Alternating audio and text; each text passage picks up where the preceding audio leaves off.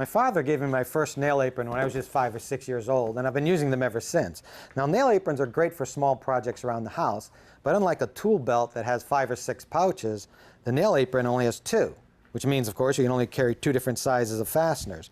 But I found a way by recycling the 1-quart containers that you get with oil, motor oil, and transmission fluid, by putting them into the pouch and then marking a cutoff point, just maybe a ½ inch or so above the top of the apron pouch, and then cleaning out with paper towels, you can now carry nails or screws right inside. They make little plastic liners.